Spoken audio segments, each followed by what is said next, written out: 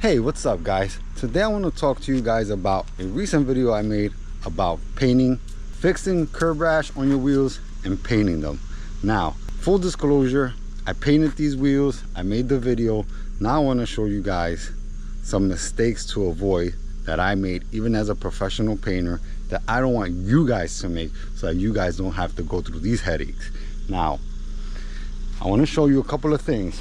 Now keep in mind, spraying outside can be a little bit complicated, and I'm more used to inside of the booth painting and being able to control the way my paint lays down by adjusting my temperature with reducers and things like that. But yes, when I painted these wheels, I was outside in the sun and this is what happened to me. So I'm not making excuses, but I'm just showing you what can happen. So I painted this with a real silver metallic Rust-Oleum color, and I primed them with a Rust-Oleum primer. So the Rust-Oleum primer in the sun didn't lay down very smooth, so I got a lot of problems when I was spraying that really metallic color, and it came out real gritty and grainy. The sun was drying the primer out very dry in all these areas right here and these areas right here. Let me get in close so you guys can see. Now these are all problems that can arise when you're spraying and your primer isn't smooth and you're spraying like a real metallics are very complicated to spray, especially when it's hot, and when you're spraying in the sun like I was, things could get really complicated. They won't lay down right. So when I was clearing, I saw that this was real grainy in here. I try to compensate by putting extra clear, and I got a run in my tinted clear coat, which becomes like this. It looks very bad, it looks terrible. The graininess that you see in here from the metallics is because of the primer. So when the primer dried up very dry, when I sprayed it and it was laying down dry because I was in the sun, it caused all of this grain and gritty surface. If it's not smooth, your metallics are gonna look very crappy, even if it's spray metallic. So you have to always make sure that it's smooth. Now when I was spraying it with my spray can, I definitely saw some of these issues, and I tried to sand it, but it wasn't dry enough. So I just kept going because I was trying to get it done, because these are my wheels and I wanted to get it on my car because I'm down to one car and I need both my cars. So when you're doing things in a rush, this is what's gonna happen. You're gonna have to redo them because you're trying to get stuff done. Now to fix this, what I'm gonna do is, since I already got everything all masked up, I'm gonna sand everything smooth one more time. And I actually thought that I was gonna like this color, and I put it against the car and wasn't too crazy about the way it looked. So I have a black, trim black spray can that I want to use on these, because I don't want to spend any more money or clear on this stuff, because I wasn't too crazy about the way this color came out, and that can happen as well when you're doing these kind of things. So I probably put out this video already, but I sprayed my calipers yellow, and since I got yellow calipers, I thought the black would be a nice contrast to those yellow calipers. So I'm gonna respray these trim black, which is like a satiny black. It's almost flat, but it has a little bit of sheen to it.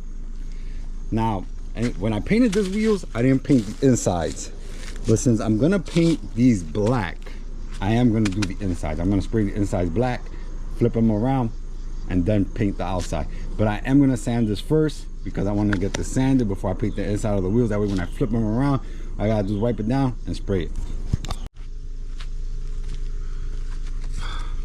Okay, so the first sandpaper I'm gonna sand this with is 600, just to make sure I get all those little gritty areas. This is very gritty right here. Oh my goodness. Yeah, I gotta sand this down nice and smooth.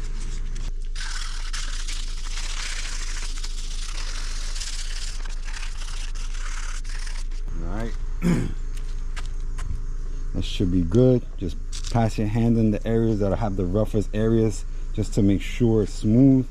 And if it's not smooth, just go over it until it's nice and smooth. I'm gonna keep sanding this, and then when I'm done with my 600, I'm just gonna go over it one more time with 1,000 grit, and then I'm gonna go over it with a Scotch-Brite just to make sure it's nice and smooth. So I decided to cheat a little bit, and I got my DA and started sanding this because it was taking too long with the wet sanding. And I decided if I cut through it a little bit first with the DA, I'll be able to wet sand it a little bit quicker. Patience is not my best quality, so that's why I hit with the DA. Now originally I didn't want to hit this with the DA because sometimes when you get to hit it with the DA, it might cut through the fresh paint and that can cause lifting, which I'm taking a chance with, but I'm hoping to get it done quickly, hopefully. And it's also hard to get in here with the DA, but I'm able to kind of get in enough. Now the sandpaper I'm using to sand this with my DA is 500 grit. That's why I'm gonna go over with the 500 grit real quick, and then I'm gonna hit it with the 600 afterwards. Okay guys, I want to show you something. Now this is one of the reasons that I like dry sanding. Dry sanding lets you see a lot of where the imperfections is as you're sanding it. When you're wet sanding, it's a little bit hard to see that stuff like that. I see a lot of dirt spots and stuff that I am painting outside. That's gonna happen, but you can also see where the stuff is really grainy, and you can see, you know, where there's some imperfections in the dry sanding. So that now that I did hit it with my DA and I dry sanded it, now I'm gonna wet sand it just to smoothen out the 500 grit sand scratches with some 600. Now the reason I wasn't too crazy about dry sanding is because the DA can break through the paint, and I didn't want to break through it too much, but it would have took me forever to just wet sand this. That's why my preferred method of sanding is dry sanding when I can, but you can wet sand it and you should be fine. So now I'm gonna go ahead and wet sand this, and I'm gonna go with my 600 grit just to smoothen out some of those scratches.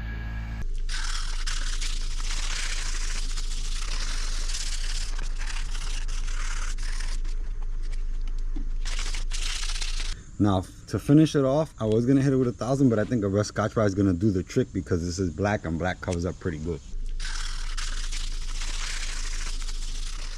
All right guys, so the paint I'm gonna be using for this is this trim black. This is actually one of my favorite trim black colors. It leaves a real cool black finish. It's not too shiny. It's very light sheen on it. It's like a satin, just a little bit less than a satin, and it looks real cool.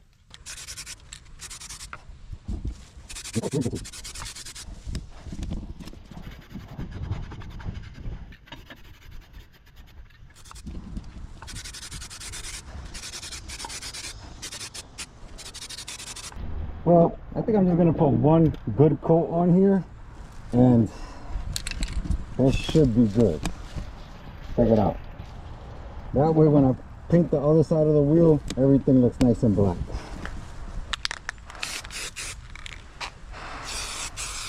I'm still in the sun with this. And I'm just applying light coats to start with because we do have fresh paint on here, and fresh paint can be a little tricky when respraying on top of it.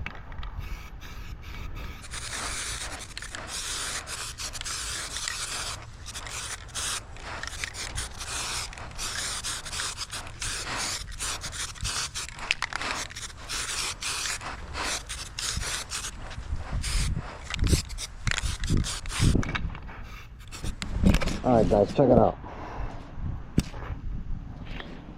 That looks really nice. It's a big improvement over the other color, and I think it's just going to contrast better. This color is going to contrast better with my calipers than the other color was. I don't know why I just didn't go with this.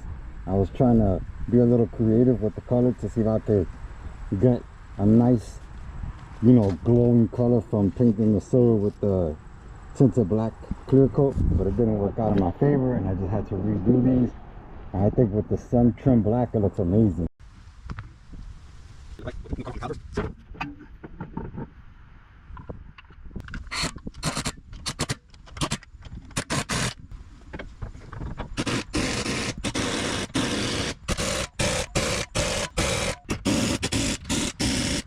Well guys, check it out. There it is. I think it looks pretty good now.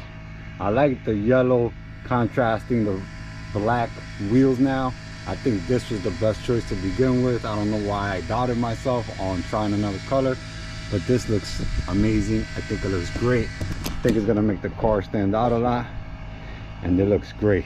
So guys, let me know what you think of this video. If you like it, please hit that like button, subscribe if you haven't already, hit the notification bell so you can be notified every time I post a new video, and I'll see you guys in the next one. Peace, bye.